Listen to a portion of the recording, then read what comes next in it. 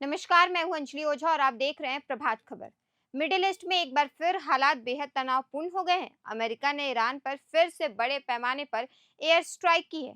खास बात यह है कि इस कार्रवाई से पहले अमेरिकी राष्ट्रपति डोनाल्ड ट्रंप ने साफ चेतावनी दी थी कि अगर ईरान बातचीत का रास्ता नहीं अपनाएगा और अमेरिकी हितों पर खतरा बना रहेगा तो अमेरिका दोबारा हमला करेगा, और अब ठीक वैसा ही होता दिखाई दे रहा है।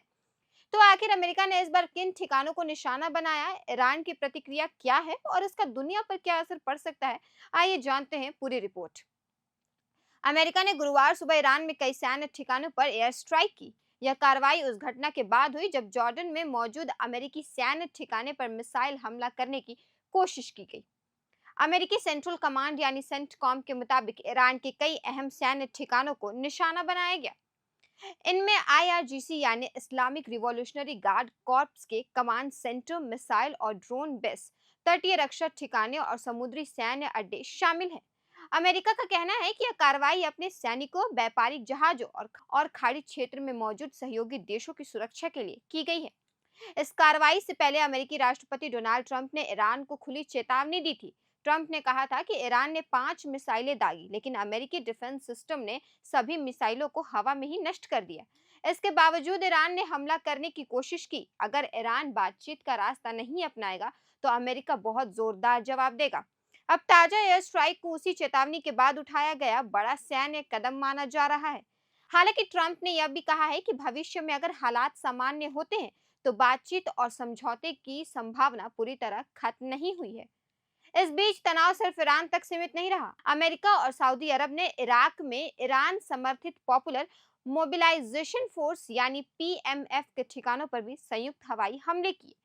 पीएमएफ के मुताबिक इन हमलों में कम से कम 20 लड़ाकों की मौत हुई है, जबकि कई अन्य घायल हुए हैं। उधर मिस्र के दमियता पोर्ट पर अमेरिकी गैस स्टोरेज टैंकर को ड्रोन से निशाना बनाया गया। हमले के बाद जहाज में आग लग गई। हालांकि प्रशासन ने समय रहते आग पर काबू पा लिया।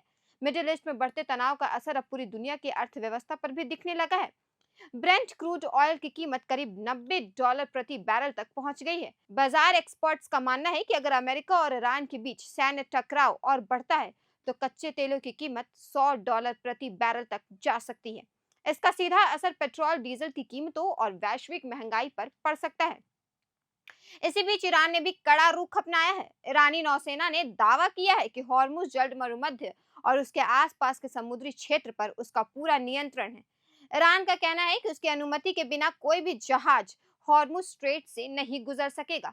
गौरतलब है कि दुनिया के तेल व्यापार का एक बड़ा हिस्सा इसी समुद्री मार्ग से होकर गुजरता है।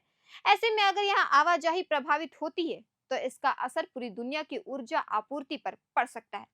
फिलहाल अमेरिका की नई एयर स्ट्राइक के बाद मिडिल ईस्ट में तनाव एक बार फिर चरम पर पहुंच गया है। अब पूरी दुनिया की नजर इस बात पर है कि क्या ईरान इस कार्रवाई का जवाब देगा या फिर दोनों देशों के बीच बातचीत की कोई नई पहल देखने को मिलेगी। फिलहाल इस खबर में इतना ही। आपको क्या लगता है, क्या यह तनाव अब और बढ़ेगा या कूटनीतिक बातचीत से कोई समाधान निकल सकता है? अपनी राय हमें कमेंट करके जरूर बताएं और तमाम बड़ी अपडेट्स के लिए देखते रहिए प्रभात खबर। धन्यवाद। प्रभात खबर .com, विश्वास वही, रफ्तार नहीं।